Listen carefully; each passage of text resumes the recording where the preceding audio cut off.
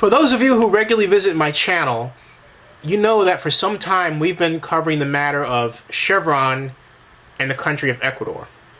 For those of you who don't know, here's a recap. Since the 1960s, Texaco, which was then not owned by Chevron, had been producing oil in Ecuador in the Amazon.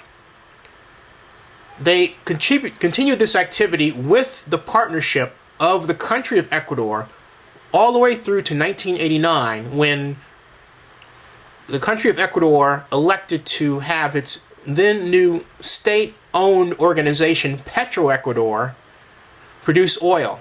So the two parties now entered into a contract. The two parties were still Texaco and the country of Ecuador.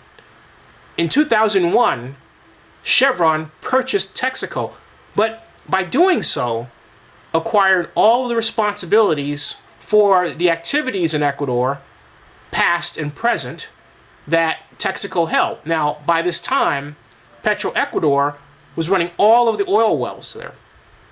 But there's a problem. Petroecuador and the state, or rather the country of Ecuador, failed to maintain proper maintenance for the oil production facilities, and so different unfortunate events occurred. For example, an explosion in 1991 that Petroecuador tried to cover up for some time until they were finally implicated. There were other oil spills as well. However, starting roughly 14 years ago, a man by the name of Steve Donziger, a plaintiff's attorney, worked to sue Chevron with the allegation that Chevron had not paid for its part of the environmental damage caused by the oil spills going all the way back to 1966, caused by both Petroecuador and then Texaco and now Chevron. But there's a catch. Texaco had actually spent $40 million for environmental remediation activities, which are called environmental cleanup activities in lay terms, during the time that it was producing oil in Ecuador. But since then, the country of Ecuador has not paid a dime. The lawsuit that I spoke of has been the focus of a lot of legal maneuverings.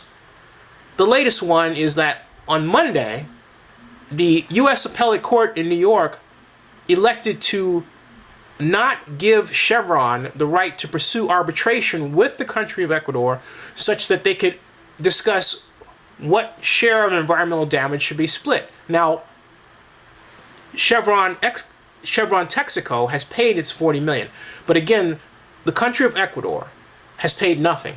Meanwhile, it has assumed responsibility and continued to produce oil and continued to cause environmental damage which harmed its poor citizens.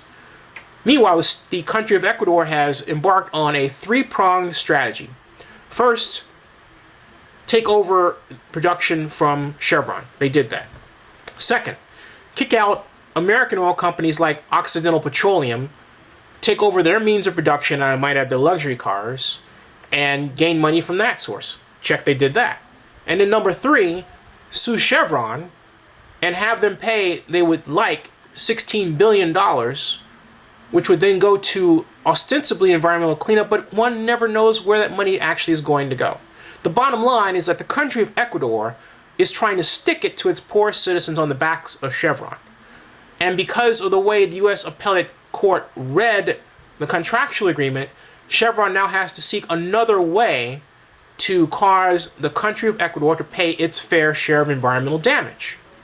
Why did the appellate court misread the case? Because their claim is that Chevron is a third party in a contract that was originally between Texaco and the country of Ecuador. But here's the problem. Chevron is now Texaco.